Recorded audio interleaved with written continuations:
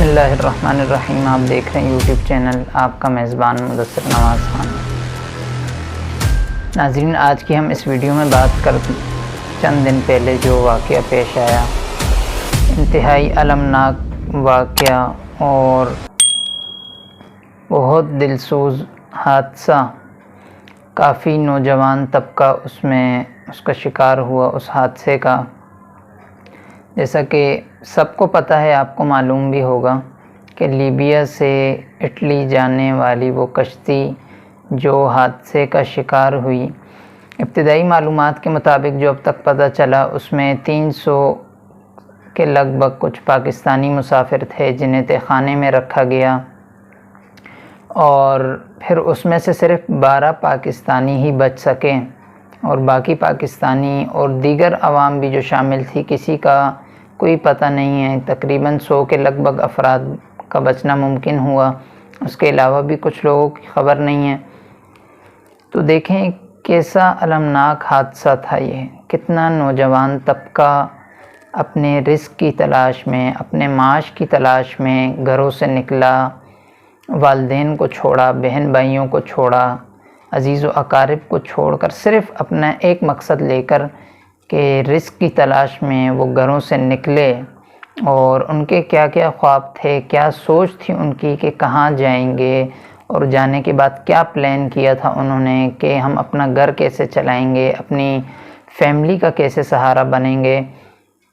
देखें ना, एक तो वो नुकसान हुआ जो जानें ज़ाया हुई, वो तो एक बहुत बड़ा नुकसान जिसका कोई कफ़ारा नहीं हो सकता। वो तो जान एक बार जानी थी, चली गई, और अब उसका वापस आना नामुमकिन है।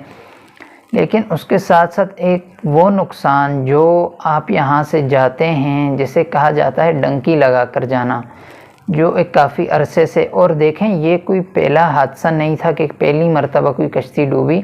इससे पहले ही कई बार ऐसे हादसात, और इस साल ही काफ़ी हादसात हो चुके हैं, लेकिन उस पर ना हुकूमत की तरफ से कोई रिएक्शन आया, ना इदारों की तरफ से कोई रिएक्शन नज़र आया। और बहुत सारे लोगों की वीडियोस ऐसी आई जो रास्ते में पड़े रह गए, और बाद में जाने वालों ने उनकी वीडियोस अपलोड की कि ये आए थे यहाँ पर और ये इनकी यहाँ सिर्फ लाशें बची हैं, उनकी हड्डियाँ बची हैं, जिस्म बोसीदा हो गए। तो वो वीडियोस आई। फिर जो दूसरे ममालिक के बॉर्डर पर मार दिए जाते हैं, उनका कोई पूछने वाला नहीं होता, वो वीडियोस आती हैं। फिर जो कश्तियाँ डूब जाती हैं, उनकी जो वीडियोस आती हैं। इस तरह और कई हादसात हुए जिनकी वजह से बहुत सारा नौजवान तबका इस तरह छुपे चोरी दूसरे मुल्क में दाखिले के वक्त मारा जाता है, और फिर उसका कोई पूछने वाला नहीं होता।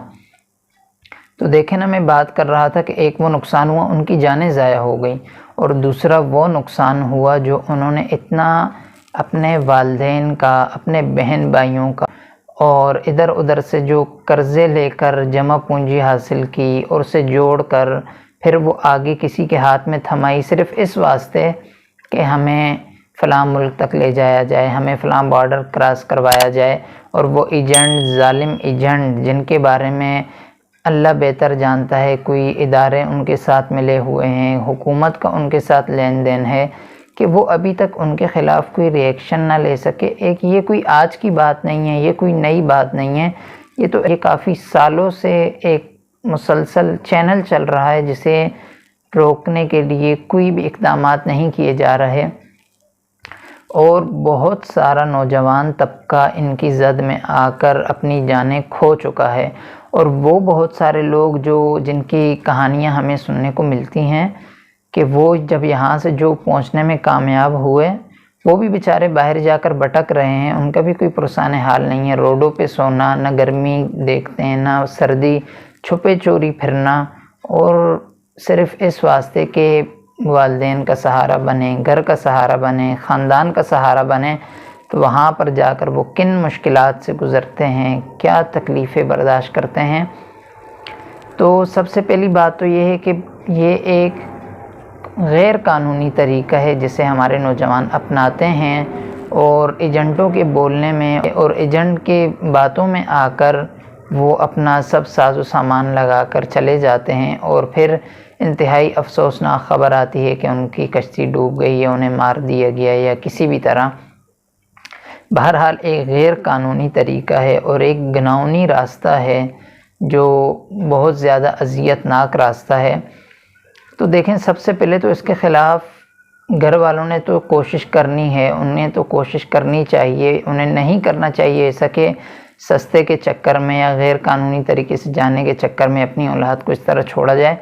لیکن اس کے بعد سب سے بڑی ذمہ داری ہماری حکومت کی ہے۔ دیکھیں، وہ حکومت جو ایک ماں کی حیثیت رکھتی ہے، ایک اس حکومت کا کردار ایک ماں کا کردار ہوتا ہے، اور اس کی یہ ذمہ داری ہے کہ اس کا نوجوان، دیکھیں نا، ایک وقت وہ بھی آتا ہے، تمام ممالک پر کوئی بھی قوم ایسی نہیں ہے کہ ایک وقت وہ آتا ہے جب فوج بھی لڑ کر ہار جاتی ہے، پھر اس کے بعد یہ نوجوان طبقہ کام آتا ہے، جو غیر تربیت یافتہ طبقہ وہ کام آتا ہے، وہ جانے دیتا ہے۔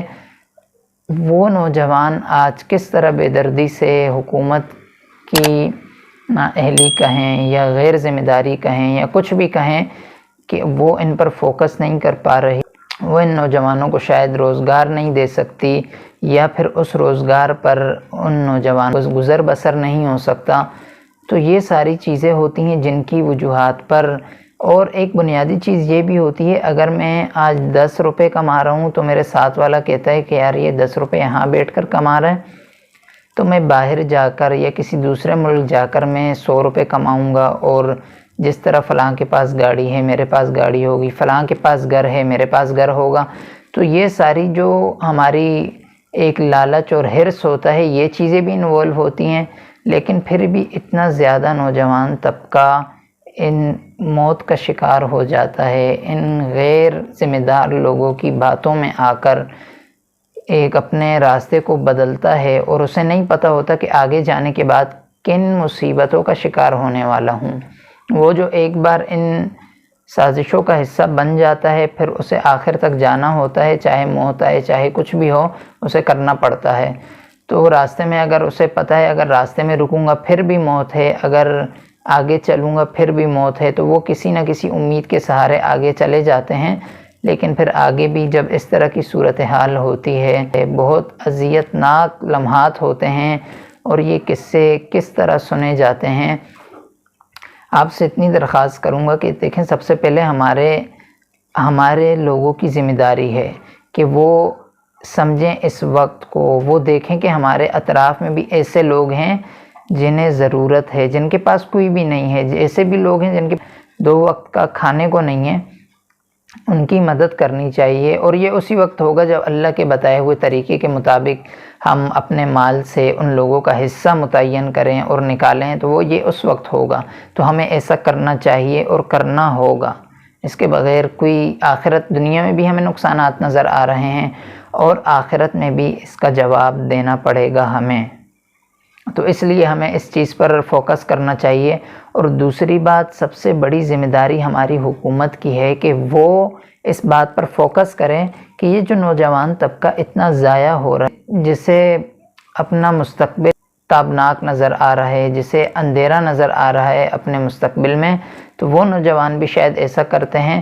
تو حکومت کے اقدامات سے کم بہت زیادہ تعداد کم ہو کر، اگر پھر بھی کچھ لوگ ایسا کرتے ہیں، جرم ہے، کرتے ہیں، غلط کرتے ہیں، اگر کر بھی لیتے ہیں تو وہ نقصان نہیں ہوگا جو نقصان ابھی دیکھنے کو مل رہا ہے۔ اگر ہو بھی تو 10 لاشیں چلی جائیں گی ان کی نااہلی کی وجہ سے، ان کی خود غرضی اور لاپرواہی کی وجہ سے 20 بندے چلے جائیں گے، لیکن 300 کے لگ بھگ افراد کا اس طرح کشتی کے تہخانے میں بند ہو کر جانا، یہ ایک انتہائی اندوہناک قصہ ہے جس پر ہمیں ریئیکٹ کرنا ہوگا، اور ہمیں ان ایجنڈوں کے خلاف کارروائی کرنی ہوگی، اور ہمیں اپنی قوم کے نوجوانوں کا سہارا بننا ہوگا۔ یہ میری اپیل ہے اداروں سے بھی اور میری حکومت وقت سے بھی، اور ان اداروں سے بھی جو سمندری حدود کی رکھوالی کرتے ہیں، ان سے بھی میری یہی درخواست ہے، اپیل ہے کہ آپ نوٹس لیں اور آپ دیکھیں غیر قانونی طور پر کیسے یہ کشتیاں روانہ ہو جاتی ہیں۔ کیا آپ کو علم نہیں ہوتا اس بات کا؟ سب کچھ ہوتا ہوگا، لیکن شاید وہ کسی بھی سازش کا حصہ بن جاتے ہیں، لیکن ہمیں نہیں کرنا چاہیے۔ آخر میں اتنا ہی کہوں گا کہ اللہ ہمارے اس نوجوان طبقے کی حفاظت فرمائے اور ہمارا حامی و ناصر ہو۔ آپ کا میزبان مدثر نواز خان۔